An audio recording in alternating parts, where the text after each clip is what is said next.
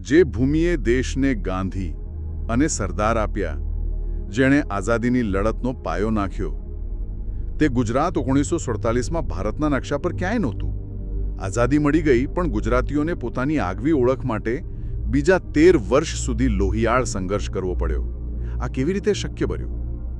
સ્વાગત છે તમારું ગગન શ્રીધરાણીની આ નવી ચર્ચામાં. આજે આપણે એ જ 13 વર્ષના સંઘર્ષની વાત કરીશું. અને આ કોઈ સામાન્ય રાજકીય લડાઈ નહોતી.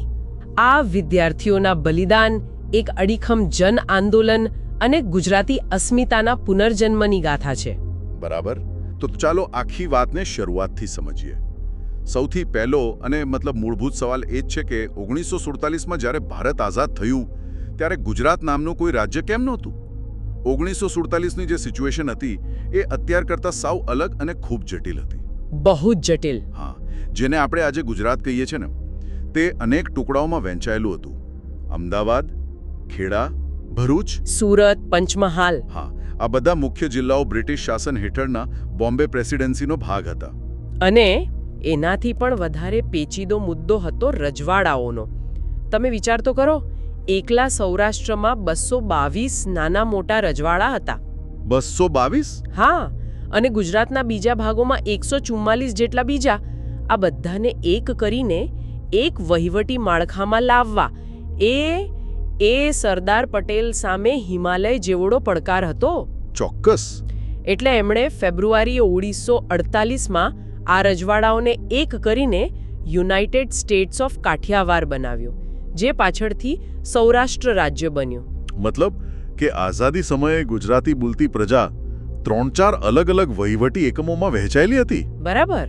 પછી 1950માં બંધારણ અમલમાં આવ્યું અને બોમ્બે પ્રોવિન્સને બોમ્બે સ્ટેટ બનાવી દેવાયું. એક મોટું દ્વિભાષી રાજ્ય. હા, જેમાં ગુજરાતી અને મરાઠી બંને ભાષી લોકો હતા. પણ આ જોડાણ જુઓ, લાંબો સમય ટકે એવું હતું જ નહીં. કેમ નહીં?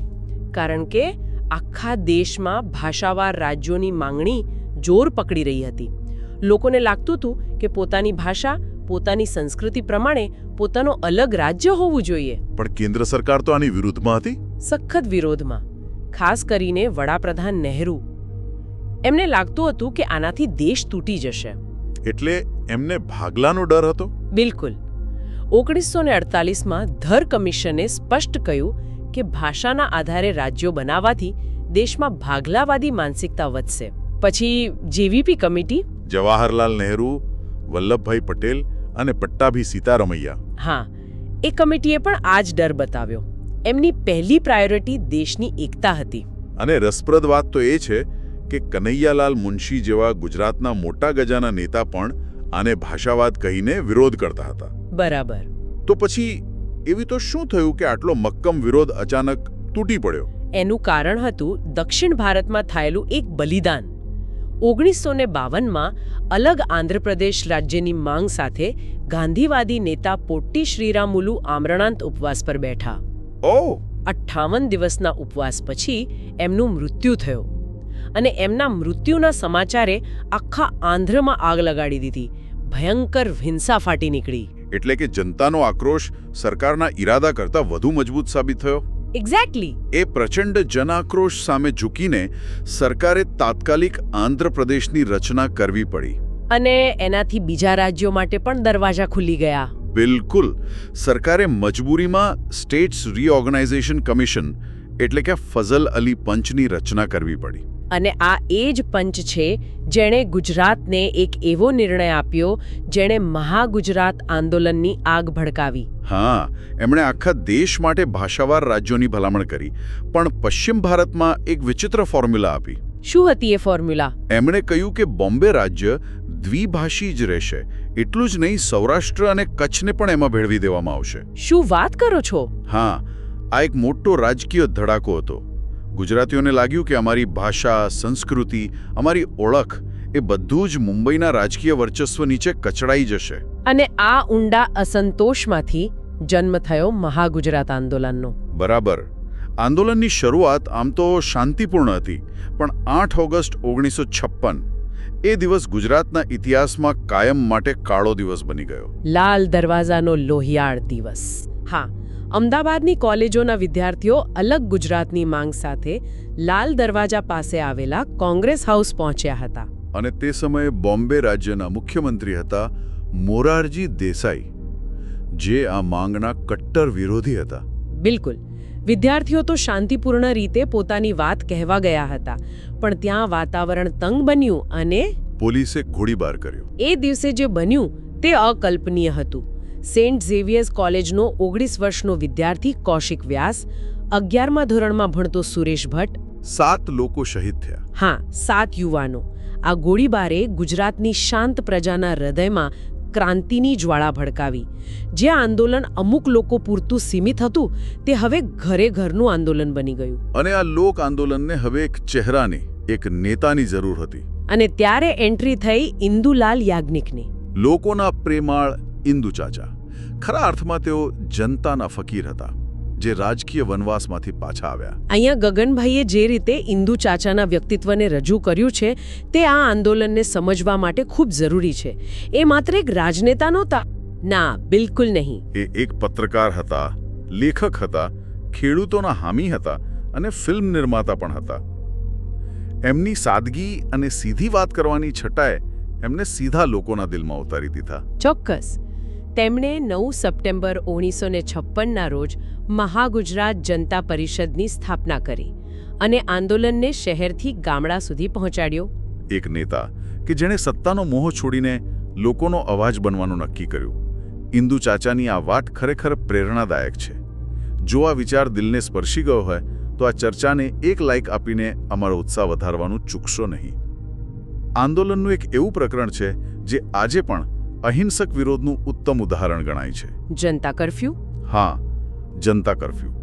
બન્યું એવું કે મોરારજી દેસાઈએ અમદાવાદના લાલ દરવાજા મેદાનમાં ઉપવાસ કર્યા અને પોતાની નીતિઓના સમર્થનમાં એક સભાનું આયોજન કર્યું. અને એના જવાબમાં ઇન્દુ ચાચાએ કોઈ હિંસા કે વિરોધ પ્રદર્શનની અપીલ ન કરી.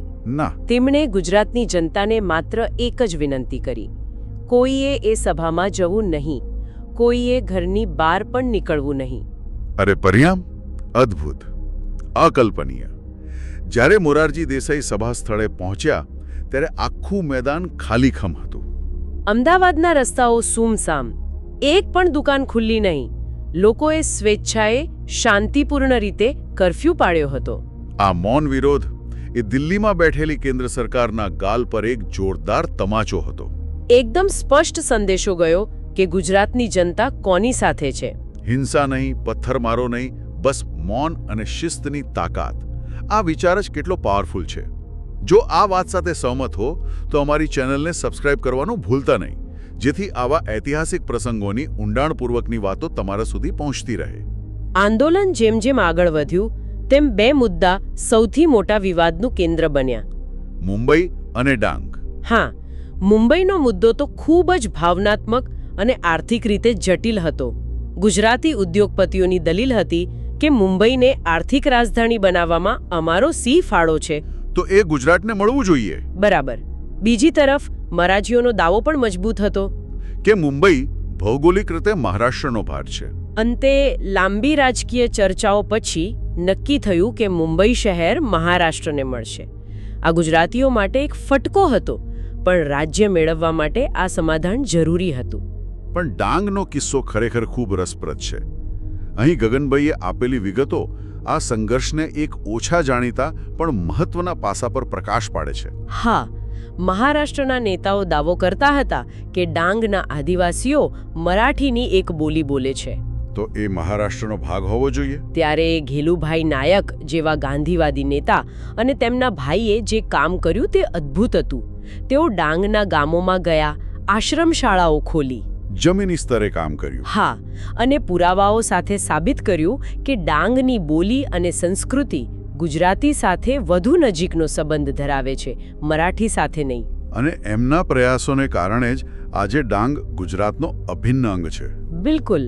આખરે 4 વર્ષના સતત સંઘર્ષ, 80થી વધુ શહીદોના બલિદાન અને અસંખ્ય સત્યાગ્રહો પછી દિલ્હીની સરકારને ઝૂકવું પડ્યું. 1 મે 1960. હા, 1 મે 1960 કેન્દ્ર સરકારે બોમ્બે રીઓર્ગેનાઇઝેશન એક્ટ પસાર કર્યો અને સત્તાવાર રીતે બોમ્બે રાજ્યનું વિભાજન થયું. અને ભારતને ગુજરાત અને મહારાષ્ટ્ર 2 નવા રાજ્યો મળ્યા. નવા ગુજરાત રાજ્યનું ઉદ્ઘાટન પણ ખૂબ જ સાદગીપૂર્ણ અને ઐતિહાસિક હતું. હા, કોઈ રાજકીય નેતાના હાથે નહીં, પણ અમદાવાદના સાબરમતી આશ્રમમાં પૂજ્ય રવિશંકર મહારાજના હસ્તે થયું. અને એમણે કહ્યું હતું કે ગુજરાતે હવે ગાંધી અને સરદારના માર્ગે ચાલવાનું છે. બરાબર. અને ડોક્ટર જીવરાજ નારાયણ મહેતા રાજ્યના પ્રથમ મુખ્યમંત્રી બન્યા. એ દિવસ માત્ર એક નવા રાજ્યનો નહીં, પણ એક નવા યુગનો પ્રારંભ હતો. પણ આખી કહાની અહીં પૂરી નથી થતી. ઓહ, ગગનભાઈએ જે તારણ કાઢ્યું છે એમાંથી કેટલીક પડદા પાછળની વાતો પણ સામે આવે છે, જે કદાચ ઘણા લોકો નહીં જાણતા હોય. જેમ કે પહેલી વાત, જે ઇન્દુ ચાચાએ આખું આંદોલન ચલાવ્યું તે ઉદ્ઘાટન સમારોહમાં હાજર જ નહોતા. શું વાત છે? કેમ? તેઓ માનતા હતા કે મારું કામ જનતાને ન્યાય અપાવવાનું હતું, સત્તાના મંચ પર બેસવાનું નહીં. આ એમની નિસ્વાર્થ ભાવનાનું ઉત્તમ ઉદાહરણ છે. ખરેખર આ તો નવાઈની વાત છે. બીજી કોઈ રસપ્રદ વાત? હા, એક વાત એ પણ છે કે તે સમયે 10 વર્ષના એક બાળક, જે આજે ભારતના વડાપ્રધાન છે, નરેન્દ્ર મોદી, એમણે પણ મહાગુજરાત આંદોલનના સમર્થનમાં યોજાયેલી રેલીઓમાં ઉત્સાહભેર ભાગ લીધો હતો. અને અંતિમ વાત, મુંબઈ મહારાષ્ટ્રને મળ્યું, પણ એના બદલામાં ગુજરાતને પોતાનું નવું પાટનગર ગાંધીનગર બનાવવા માટે કેન્દ્ર સરકાર તરફથી લગભગ 50 કરોડ રૂપિયાની આર્થિક સહાય મળી. આ બતાવે છે કે વિભાજન પાછળ અનેક રાજકીય અને આર્થિક સમીકરણો પણ કામ કરી રહ્યા હતા. જો આવા ઐતિહાસિક પ્રસંગો પાછળની આવી અજાણી વાતો જાણવી ગમતી હોય તો અમારી ચેનલને જરૂરથી સબસ્ક્રાઇબ કરજો. તો આ હતી ગુજરાતના જન્મની ગાથા. આ માત્ર એક ભૌગોલિક વિભાજન નહોતું. ના, આ પ્રજાની ઈચ્છાશક્તિ, વિદ્યાર્થીઓનું બલિદાન અને ઇન્દુ ચાચા જેવા નિસ્વાર્થ નેતૃત્વનો વિજય હતો. 1 મેનો દિવસ એ માત્ર ગુજરાત સ્થાપના દિવસ નથી, પણ એ ગુજરાતી અસ્મિતાના વિજયનો મહોત્સવ છે. આજે જ્યારે આપણે ગુજરાતના વિકાસ અને ગૌરવની વાતો કરીએ છીએ, ત્યારે એ પાયાના પથ્થરોને યાદ કરવા ખૂબ જરૂરી છે. એ શહીદો અને નેતાઓના સંઘર્ષને ક્યારેય ભૂલવો ન જોઈએ. અને આજના સંદર્ભમાં એક વિચારવા જેવો પ્રશ્ન અહીં ઊભો થાય છે. જે રીતે એ સમયે ભાષા અને સંસ્કૃતિના આધારે પોતાની ઓળખ માટે સંઘર્ષ થયો, શું આજના ગ્લોબલાઇઝ્ડ વિશ્વમાં પ્રાદેશિક ઓળખનું મહત્વ એટલું જ રહ્યું છે? આ પ્રશ્ન ખરેખર વિચારવા જેવો છે. ગગન શ્રીધરાણીની આ નવી ચર્ચા સાંભળવા બદલ આપ સૌનો ખૂબ ખૂબ આભાર.